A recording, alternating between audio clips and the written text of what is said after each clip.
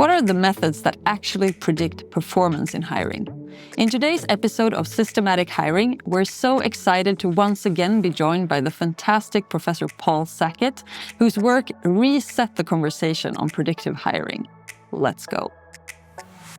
Hello, everyone, and welcome back to Systematic Hiring. I'm Kajsa Asplund, Lead People Science at Alva Labs. And today we're taking a deep dive on one of the real fundamental questions in hiring. What actually predicts job performance? Everyone is talking about talent density right now, but here's an uncomfortable truth. If your team feels average, there's a high risk that it's your hiring process that's to blame. And that brings us to today's guest. In 2022, Dr. Paul Sackett and colleagues published a landmark meta-analysis that re-examines decades of work when it comes to predictive validity in hiring. And the results reset the conversation entirely. They clarified what works, what doesn't, and also the utmost importance of combining methods in a great way and to really define the job. So today, we're not just talking theory, we're talking about how to turn decades of research into practical steps that talent acquisition leaders can take to actually raise the bar in hiring. For those of you who don't know Dr. Paul Sackett, he is one of the world's leading authorities when it comes to the science of hiring. He is a longstanding professor of psychology at the University of Minnesota. He's the past president of SIOP, a Society of Industrial and Organizational Psychology, and his research has fundamentally changed how organizations do hiring. Paul, we are thrilled to have you with us today. Most welcome. Thank you so much. I'm happy to be here. So welcome. Yeah, so I'm talking to you from my office at the University of Minnesota. Strange office. Anybody looking over my shoulder saying, "Is that a piano behind you?" Yes, it is. I'm one of the few people with a piano in my work office, but that's good for blowing off steam. For those of you who don't have a good sense of the geography of the United States, Minnesota, I always say to people, in the middle, at the top. And we always say it's where winter comes from. So, yeah. It's where winter comes from. It's also one of those states where a lot of Swedish people went back in the day. Absolutely. Absolutely. Very, very, very, very high Scandinavian population throughout the state. So lots of links, lots of ties, lots of Swedes, Norwegians, whatever. It's the dominant group that settled the area. Yeah, totally. And you also have a lot of links with Sweden nowadays, Paul, since we have had the pleasure of welcoming you to the stages of both Stockholm and Oslo over the past year. It's been very nice. It's been wonderful to get to know the area and to meet people like you. So we've been thrilled to have you. So we're so glad that you were able to rejoin us to continue the discussion on your important work. And I thought we'd back up a little bit and start with the basics here regarding the findings from this big meta study that you and your colleagues did.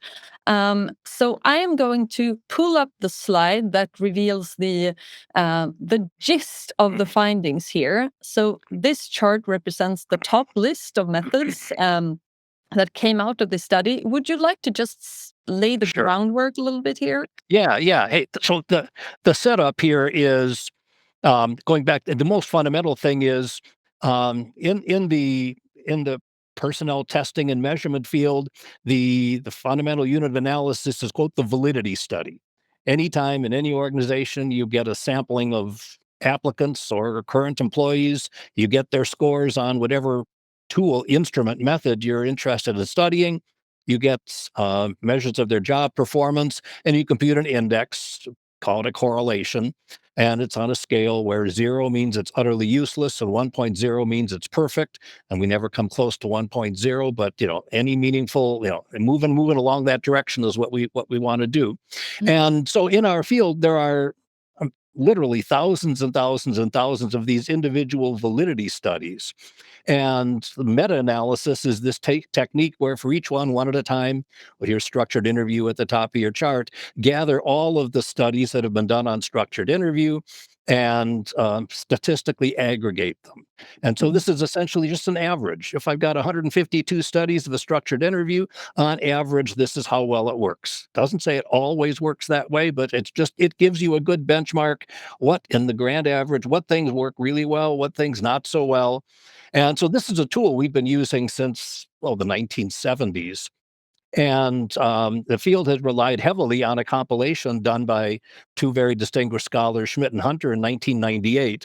And so they came up with a list, and this delivered some strong messages that have sort of dominated the practice of selection for ballpark 25 years. Now, in those 25 years, a couple of different things have happened. One, there's been lots more research, many new studies, so we can just update. You used to have 52 studies, now you got 118. That type, and does that change the findings? And this is, I won't get into it all, but there's been a realization that there was a technical error in how some of the Schmidt-Hunter calculations were done. It's something, yeah, no one saw it, no one realized it, and my group has brought it to people's attention. So between new data and I think a more appropriate analysis, this is how I spent COVID at my kitchen counter, working through all of these things and re-estimating what works. And so this little chart is a summary. It's a much bigger thing. Many, many, many more selection methods are examined in this work, but these are sort of the top.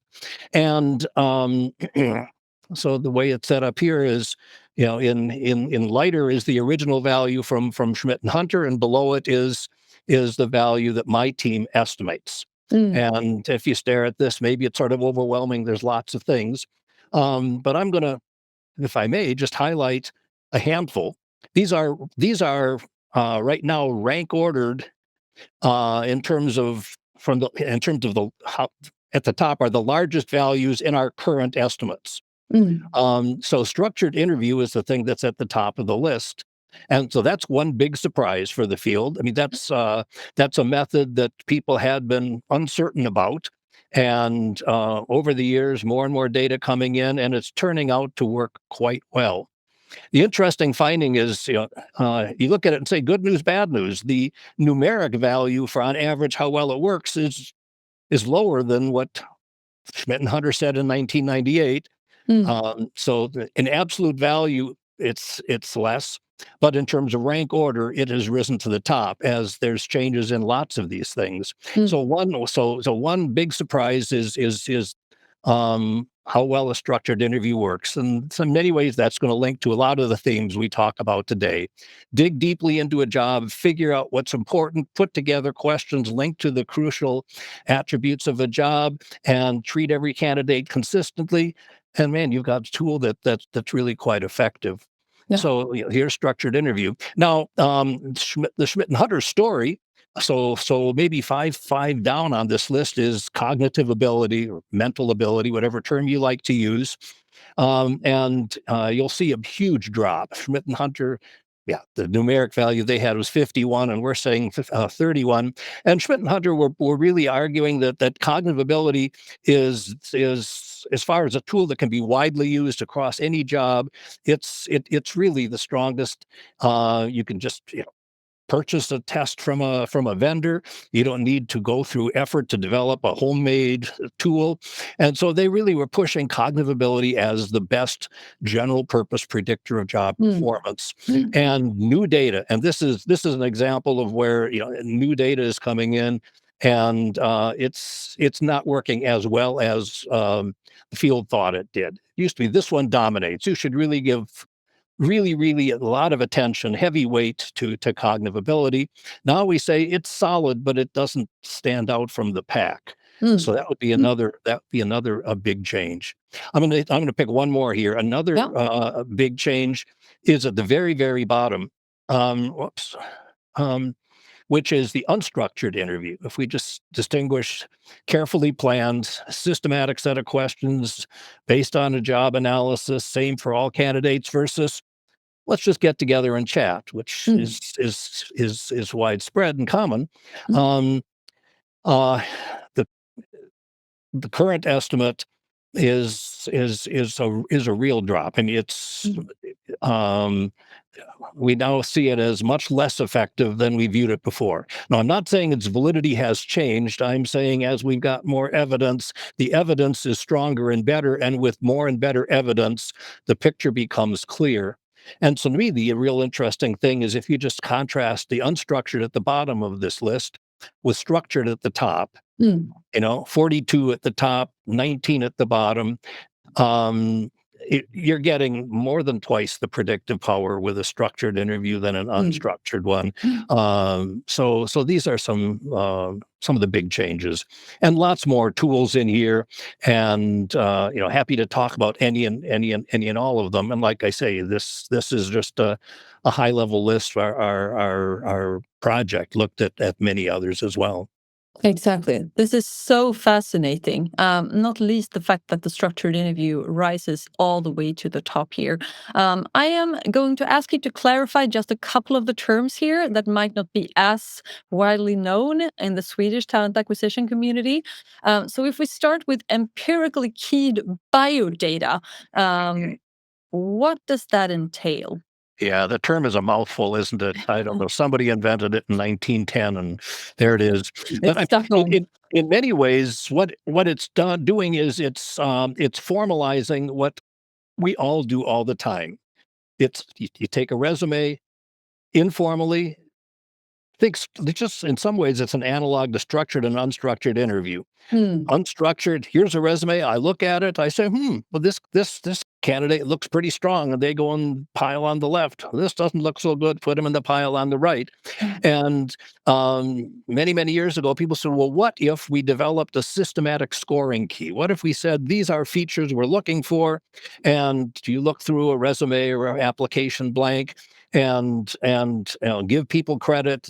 Do you did a lot, a little of each of these things we care about, and you literally score it. And the word empirically keyed means for every item, what you're doing is you're saying, I'm going to get two groups of employees, one that are high performing, one that's low performing, and I'm going to ask the question, which of these items on the application blank turn out to differentiate effective from less effective employees. And if we learn that across all this, we've got 30 or 40 or 50 or more, even in individual pieces of information, and we all combine and create an overall score. So this is a score of just an overall goodness of all the things in your background that focus on things that are related to success. It's very solid. It was solid in the earlier analysis. It's solid today. It's long been highly regarded. I've recently had reason to I was going down memory lane, and I hauled out the textbooks from when I started in this field in the 1970s, and oh my goodness, boy, this stuff really works. It requires some effort, but in situations where you can do so, it proves quite effective. So there's a long history of this being a useful tool in settings where one can go through the process and sort of solve this problem of what features matter a lot. Yeah, that's really fascinating. And just to clarify one more thing here, what is it about the structured approach, both when it comes to interviewing and to biographical data, that makes all the difference? Yeah, and it's multiple things, and one absolutely big one is simply consistency. The fact that the same information is being judged for every single candidate, right? Clearly, that's the difference between the structured interview. We're going to ask these 15 questions in sequence versus whatever emerges in our chat. And the same kind of thing in biodata. The same information is being looked at for each. And so it's consistency, but consistency alone doesn't work. I can be consistent, but the questions I ask are silly. So a pairing of consistency with thoughtful, systematically planned. The questions in the structured interview come directly out of, here's my job analysis, here's the features that matter. How can I write questions that shed insight on that are targeted to get at exactly the features that we think differentiate the high and low performer? Exactly. So consistency and obviously pairing that with Job questions you never relatedness. hide. Yeah. Of course. So a couple of years have passed now since you first published this meta-analysis. What have the reactions been so far? What kinds of questions and comments do you get? Yeah. A lot. I mean, I've been, how do I say it, touring the world talking about this. There's Mm, tremendous interest in this. And the predominant reaction is very, very positive. The what I'll call the practitioner, the applied audience, folks who work in organizations, organizational psychologists who conduct validity studies in organizations, are saying what you're providing fits what we see. They said it makes us feel better. We're seeing values that match what you're saying, where we weren't seeing values that matched what Schmidt and Hunter were saying. So they're saying, mm, "Oh, I'm studying a cognitive ability. I'm doing studies, and I'm not getting anything like that big 51 value that Schmidt and Hunter were getting. What's wrong with me? Am I inadequate as a psychologist, as an HR professional? Why can't I get it? Oh, because that was never true in the first place. So it fits the lived experience of people working in this field. So that's one dominant reaction. mm, So by and large, people said, "Yep, we buy in. We buy into this." The other thing is, for most people, most of us simply say, "I want something that's effective." And if I mm, say, "Oh, I used to think this was top of the list and something's new," I'm more than happy to just change. mm. I'm not wedded to, the use of pick one of these. I'm not wedded to an integrity test. If I can do better with a work sample test, sure, why not? At Mm. the other hand, there are some people who have their professional careers and reputations linked to a particular tool. And now the consultancy firms, many of them offer a wide range of products and say, I've got cognitive tests, I've got personality. Yeah. But others are very, very narrowly focused. We're a firm that specializes in one tool. So some of the people who have a vested interest in one thing are, obviously not happy if their if their tool of interest has dropped. And clearly the reverse, there's others who say, we're thrilled. Our, the thing that we've staked our claim on is rising. But so though to me, that's in the margins. I think for the most part, it's really well received. And so it's been really fun to talk to hundreds and hundreds, I don't know, maybe we're talking thousands of people in organizations all around the world Mm. and getting their reactions and their experience with this. So to me, um, I mean, I put this out. I will say this is my best effort, but I'm always waiting to see if I missed something. Do people have something to say? And I feel that, yeah, I feel, oh my goodness, Paul, you did something wrong. This is not right. No, this to me it holds up. So Mm. Mm. Yes, certainly. Um, Super fascinating. We're going to invite you in the audience now to share a little bit of on what this looks like in your reality. So our first poll holds the question: which method do you rely on the most today when predicting performance? And we have a number of different options here. We have interviews, tests, CV screening, manager intuition, a mix, multiple sources weighted. Let's see if the results are in. It seems they are. So interviews comes out at the top here, but we also have a strong 26% saying multiple sources weighted.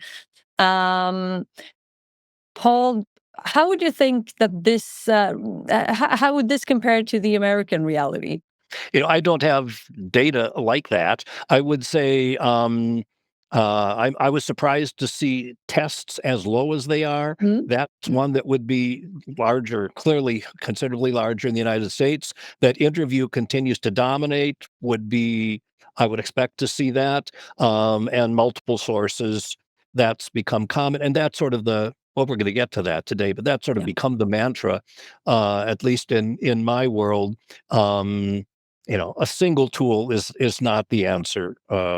So this is interesting to see, and um, in many ways good news. Now, of course, my question is, when we see lots of interview, I would be happier if the answer, oh yes, so we're working on carefully structured interviews, and that's something. There's so many levels of interview structure. From, as most basic is, are we carefully studying the job and developing a set of questions that are common and asked of all candidates? That, to me, the biggest step moving forward. There's other levels of structure that involve, working out, let's see if we can reach agreement as for each question. What would be a good answer? What would be an okay answer? What would be a poor? Because we often find that people don't have a common sense of what's effective response. So that's the other dimension. You work on systematic asking of questions paired with some systematic way of evaluating the responses, leading to that gives you the highest level of structure. There's a bunch of people who are real specialists in this. And so within the structured interview, there's levels of structure based on, systematic questioning and systematic evaluation.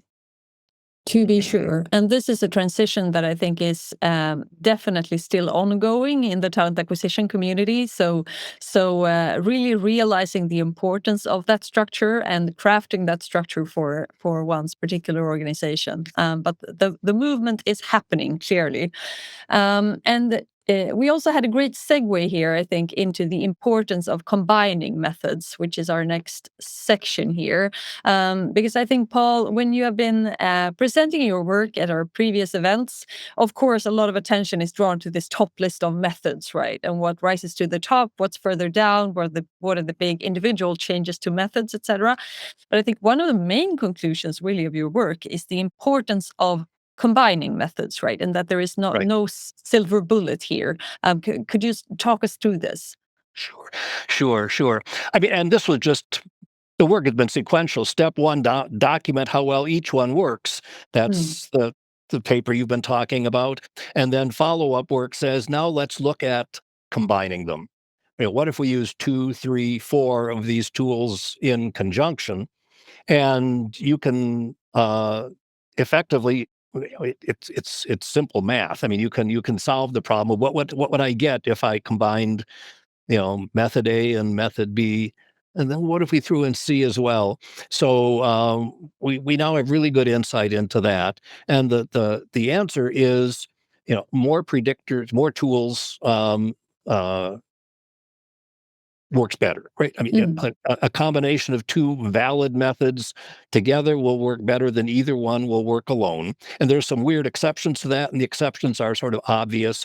Namely, if you're going to use multiple tools, you want them to be sort of as different from one another as possible, which makes sense. The whole idea, why would you use multiple? Because the job is complex, and this tool gives you insight into the cognitive information processing part of the job, and this tool gives you information into the interpersonal teamwork part of the job. Those things are so completely distinct. I mean, it's really stunning. The fact that you're good in one of those domains tells me virtually nothing about whether you're going to be good in the other. And so combining things that are cognitive and things that are, personality, interpersonal, really is going to do better for you. And I think a big, I mean, it wasn't intended, but I think that when the earlier work that said you do so well with cognitive ability tests, that there was a sense, well, then that's all I need. I'll use that alone. And so the cognitive ability now is seen as not as strong. I don't see that as a weakness. It opens the door for people to be thoughtful and say, oh, I could use that, but when I use it paired with other things, we get a really strong result. So what's really emerged is combinations of methods, and lots of things matter. I mean, cost and time, what you can afford to do. But I mean, the top line message in all the research in the United States is combinations of predictors are essential. I think we're hard pressed in any good-sized organization that has professional HR staff, you don't see, it's a relic to see. This is the tool we use. Yeah. It's this thoughtful combination. Exactly, So exactly. And a related insight that you also really stress in your work is that different methods can actually be differentially valid depending on the context. So there's a variance in validity, right? Depending on so you really also need to right, be mindful of right. which methods fit which job. Yeah, I mean, what we're doing today and with the chart you had up, it's the top line. It's the on average, boy, this thing really works well. And so it's helpful to what kinds of things tend to be high, tend to be low. But of course, all of it varies by job. And we just need to be thoughtful and systematic and not just say, oh, look, you know, agreeableness has the personality trait of agreeableness has some nice validity that let's use it. And you say, well, there's jobs where you're constantly in interaction with other people, and there's jobs where you work in isolation. I'm not going to put agreeableness in my predictor composite for a job where the work is in isolation. Attention to detail on the other, that might be, who knows, it might be the kind of thing, some settings that's absolutely crucial, Mm. sometimes not. So some jobs, well, you need, you've got to have some intuitive sense of math. You may not be solving equations day to day, but you know, uh, dealing with numbers, dealing with quantities, that's a big part of this job. Some math reasoning is important. Others, no, that's not important. So it varies by job, and even within jobs, it can depend on how work is structured. Mm. We can think about well, you saw on that list integrity tests, and these are measures that are pretty widely used in the U.S. and they're trying to identify people who are at risk of misbehavior of various sorts, from theft from the organization to whatever, in various kinds of misbehavior. And so here you're trying to, most others you look who's best. I'm trying to find the best candidate. Here I'm trying to um, avoid hiring someone who's going to cause troubles. Mm. And now we can think about there's jobs where your supervisor is looking at you all day long and everything you do, settings where you're working unsupervised. So the notion of where is there more potential for misbehavior? Mm. So do organizational systems control what people do? Well, may not need to select for it. So we don't. The question is always, how do I get the certain kind of behavior? I can select people who are going to do it or not do it. I can, you know, I can train, supervise, motivate. So it's not mad silver bullet. It's just thoughtful about um, you know what kinds of things matter in your setting. And we can push Exactly. that. We can push that a step further. I mean, even when the job's the same, um, most jobs have many pieces, and that's been a theme we've been talking about here. And organizations may differ in which pieces of this they value. Sometimes this links to organizational strategy. I like telling a story because it was such a vivid experience relatively early in my career. Was doing a project, a national consortium of supermarkets, food markets in the United States. So they've got an industry trade group, the Food Marketing Institute, and they pooled all their resources and said, hey, Paul, and you and your team, can you find us a way of identifying cashiers who will be quick and efficient in scanning groceries? Mm. The people who do it well are twice as fast as the people who don't do it well. So, I always joke, I'm the guy who gets in the wrong line. The line next to me moves twice as fast as the one I'm in. But yeah, and so we went to work and happily succeeded and came forward saying, we've got this, here's a measure.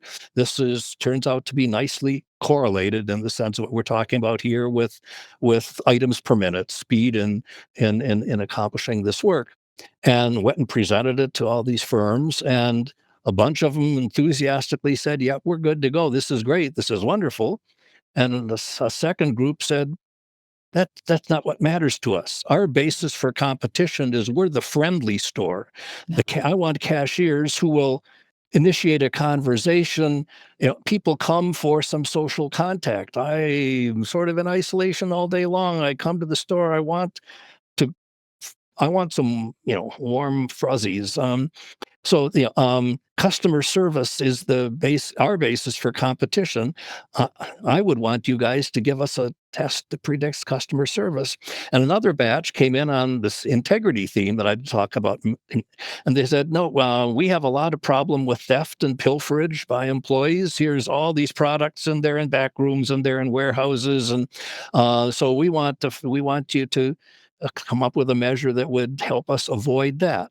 We can do all of those, but it's a different tool for each one.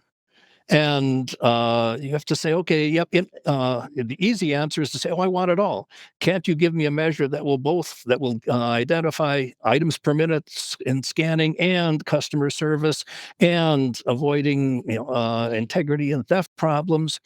And we can say, well, yeah, but you got to be careful. I always say the opportunity to be selective is a scarce resource. A certain number of candidates you can afford to, so you say, oh, if I can afford to turn away one out of every two applicants, if I choose to say I'm going to focus on that items per minute test, I can only hire people who are in the top half on items per minute.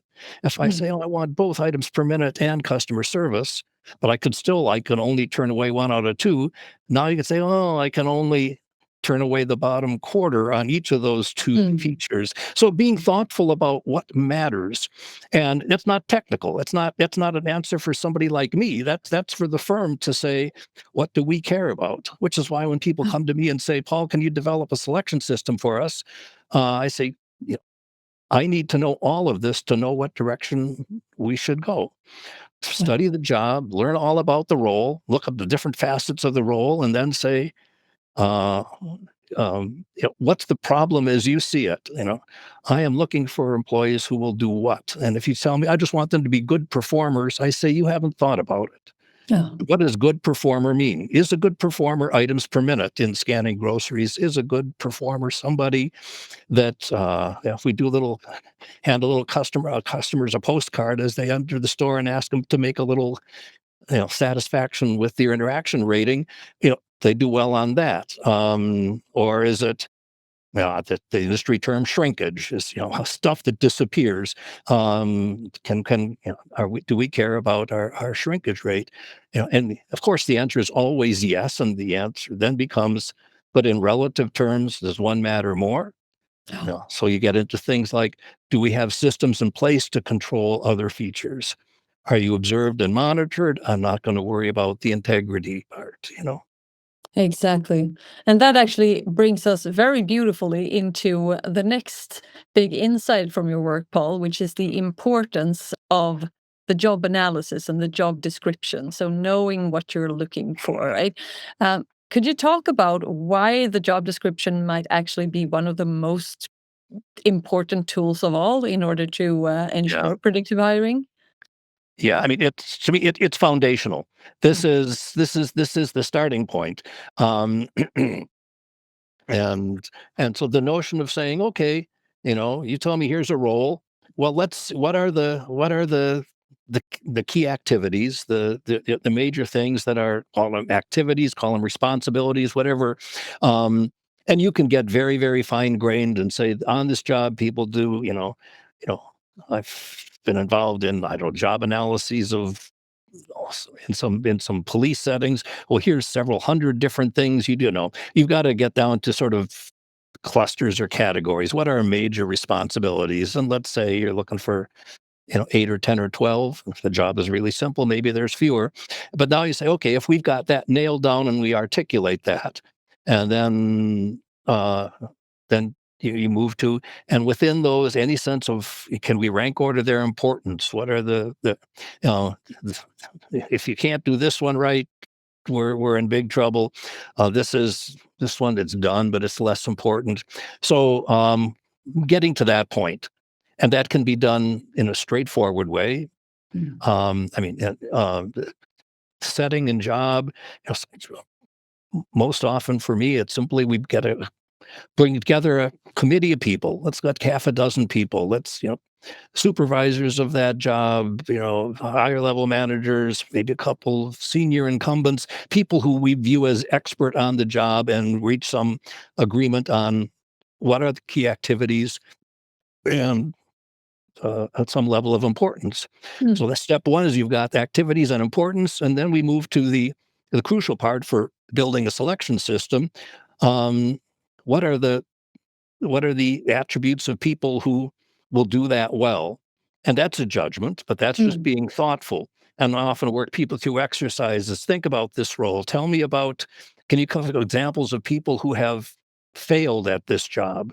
If they did, why? What seemed to be the more common? Oh my goodness, these are features that seem to, if someone derails, it's because of these features. So just sorting out what features matters. I often view it as a matrix. You end up saying, here's 10 or 12 responsibilities, and then you end up with a set of characteristics we're looking for. Mm. And you can put in that little matrix, rows and columns, you put X's and say, oh, I'm looking for, the personality trait of agreeableness, because working with others and in a productive, reasonable way, and is important in this set. And with that kind of activity, you settle pretty clearly on um, what matters. These matter for these tasks which you think are important. And then the third part is to say, now, and what's the best way to measure each of these things? Mm. And it can be, I'm going to simply, if we say I'm limited to a structured interview, okay, can I build structured interview questions that are going to give me insight into each of these? And you may say, yeah, a bunch of these I think I can nail down with an interview. But for others, boy, it would really help if I could get something more systematic. And you may turn to a consultancy firm and say, this conscientiousness, dependability, diligence looks really important. Have you got a tool that would give me a score and an insight into that? Or, logic and problem solving looks really important. Can you give me some cognitive measure that would come insight into that? And we end up with this combination. No, I want to measure these 8 things, and I can get 5 of them in the structured interview, and I'm going to get this one from test 1 and this one from test 2, and I'm going to put it all together. Oh, I, this is this is the 3-minute version of something I would do for hours if we were, Exactly. another setting. And, there's formal techniques and many different ideas, but the gist of it is always 3 parts. What's the important responsibilities on the job? What are the characteristics that would make you effective at doing that job? And what's our best what's our best resource for trying to get information about where candidates stand on each of those characteristics? I think that's such a beautiful summary and easy to remember as well. Um, let's ask the audience here now in our second poll and see how they experience this in today's organizations. So the next question is, what's your biggest challenge when it comes to defining the role clearly? And let's see if the results are in. They're still moving a little bit here, but we can see that we have two top choices, at least: vague expectations and hiring manager alignment. Right, okay. So actually getting hiring managers on board is obviously key here, in order to ensure a more structured approach. We're not going to dwell too long on these results. Time is ticking, and before we take a question or two, I just wanted to like pull this all together, Paul, and ask you, if you were to advise a talent acquisition leader today who wants to get going with this more systematic approach to hiring and attain a higher predictive validity in their process, what's the best way to start? Yeah, in many ways, I think the things we've been saying are the answer to this. Hmm. I mean, I mean, what I'm going to say, step one, um, you know, in many settings, it just seems overwhelming. You say, "Oh my goodness, I have responsibility. I have to hire people into 36 different roles all over this organization. So I always start with, I use the word triage. Mm. Um, we've got which roles are most critical, and that's commonly defined in terms of where we do the most hiring. I have a large number of people in these two or three roles, and lots of others are handfuls of people apiece. Okay, that's a good sorting tool. And so starting with highest criticality to firm success. Mm. So I'm going to put most of my resources there, and then move to within those the stuff we've been talking about, a job analysis process to identify the critical knowledges, skills, and abilities. And I want to emphasize, I mean, we saw on your chart, no time for job analysis. And I will say I've been involved in job analyses that take 6 months, and the results, I can pull one off my shelf behind me. It's a 3-ring binder, 150 pages thick of all. There, you can get detailed, and in the U.S. that happens in settings where you go into court and litigation, and you have to prove that everything you're doing really is part of the job. But I will say I just don't accept the notion that there isn't time for job analysis. Is there time to put together a small committee of knowledgeable people, and let's get together for an hour and let's get a clear sense of key duties and relative importance. And next week we'll do it one more time. We'll get together for a second hour and think about what are the attributes, the characteristics of people that would make you more effective or less effective at each of those. So, I mean, job analysis is not something that's unmanageable. Mm. I mean, my university. This isn't for academic, but the very, very large number of professional staff all around the university, we follow this kind of procedure. Even we're hiring one person. Oh my goodness, it's time to hire a new chief of the campus police. Okay, let's get together a bunch of people. Let's do this. The lunch hour job responsibilities, the lunch hour, this and that, whatever. So no matter, even if it's a single hire, we've got the time to at least be thoughtful and clear, which lets us at least build a structured interview. So, do the critical job analysis. And third, this point I've been emphasizing, be really thoughtful about what you want to accomplish with the selection system. I mean, there's times I want nothing more than I have vacancies. I need the vacancies filled. And the whole point of this discussion is I think we want to elevate it beyond that. And there's times, and I get it, the time there's not time to do much more than that. But in settings, if we want to do any better than live with whatever we can get in a very unsystematic way, these are steps that without enormous investment, I think can really amplify the quality of the decisions made and Exactly. do better. So do your homework, get your priorities straight, invest the time, especially for the roles that are the most critical and the most common in your organization. Get a group of people together to really define what success looks like in those roles. I think that's such great advice. Time is almost up, but I do think we have time for one or two questions here at least. So let's see what we have here. Loads of questions that have come in. uh,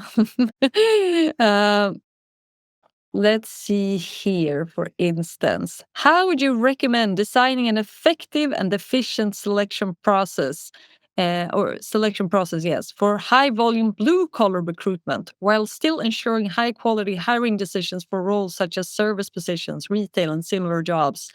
And I'm guessing here, Paul, that the answer is that there is no single best practice right here. You would No, have to but tailor it to the role. Sure. And there's enormous amount of work and the research studies that make up this meta-analysis we're looking at here, you know, large amounts of that is blue collar work. This is not something where we know a lot about managerial and professional jobs alone. I mean, frankly, um, full ranges of jobs examined, and the process is going to be the same. And you mentioned high volume. And at least in my part of the world, the higher the volume, the more people say, yeah, it may be worth investing a little bit more. I may do more than the 1 hour lunch hour job analysis. I may want to, get more people involved. I may want to, once I built my list of duties and responsibilities, distribute it as a survey and get some sense of how much time and how important, and then make sure we've got a real clear sense of this before moving towards this process of um, what are the characteristics, and how can you measure them. I mean, I think it makes sense to involve, let's call it an HR professional or a psychology professional who's used to thinking about this. I think that often helps. So, I mean, settings, if you're saying if you're a big enough organization to be doing high volume hiring, I think uh, it's worth making sure you've got maybe somebody who's giving you some good advice as you're on that journey. Mm. Exactly. Great advice. And just one final question that I think is also super relevant in this context.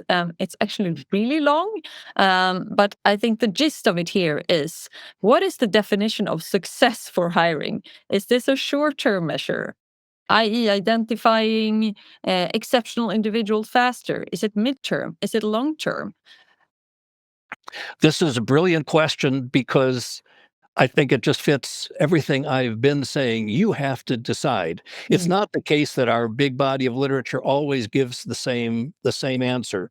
You can say, I am interested in, you know, yeah, it's generally worth. You need to know the context. Mm. When I first meet with an organization on an applied project, what are we talking about? So tell me about what's the average tenure in this job. When people accept this job, um, oh my goodness. I mean, there was one example that I loved in a fast food retail setting where the average turnover was 30 days. Mm. And the organization convinced that they would save an enormous amount of money if they could find a selection system that could increase average tenure from 30 days to 60 days. What a modest goal from the mindset of some others, but it's setting specific. Mm. Am I looking at short term? Well, there's some settings where that's all you matter. There's settings where the measure, the thing you're trying to predict, is simply turnover. How long will someone stay? And you may say the job is simple enough that anybody can do it, but I want that the training isn't all that large, but I just want people to stay a while. That you can build systems to predict that. Mm. And others, you're sitting here saying, I mean, I am thinking longer term. You can ask questions like, is this a job where once hired, there's an expected line of progression. The people move from this entry level up to a next level, up to a next level. And if that line of progression is pretty standard, you may be thinking, what are going to be the features that will set you up to move through that over some period of years? So again, it's I, I, I acknowledge this is vague, but that's you just have to dig in and understand the specifics of this and decide what you want. Mm. And you should meet, by you I mean your organization. Are we selecting for the short term? Are we selecting for the long term?